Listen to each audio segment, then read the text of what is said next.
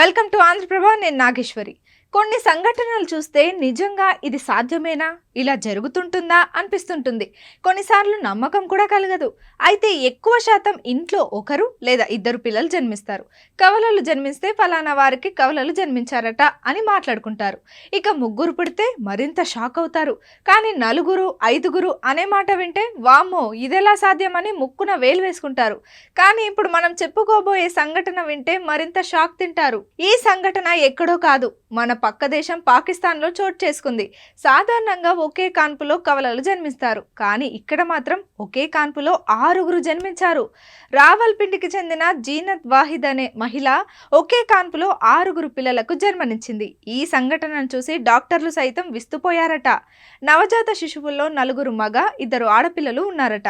ఇక తల్లి బిడ్డలు అందరూ కూడా ఆరోగ్యంగా ఉన్నట్లు తెలిపారు వైద్యులు.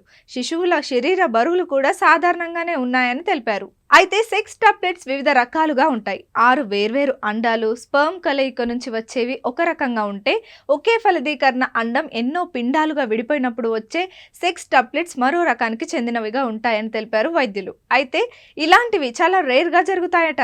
ఇదిలా ఉంటే ఒకరిని పోషించడం, వారి బాగోగులు చూసుకోవడమే చాలా కష్టంగా ఉన్న ఈ సందర్భంలో 6గురు పిల్లలను చూసుకోవడం అంటే ఎంత కష్టమో అర్థం చేసుకోవచ్చు.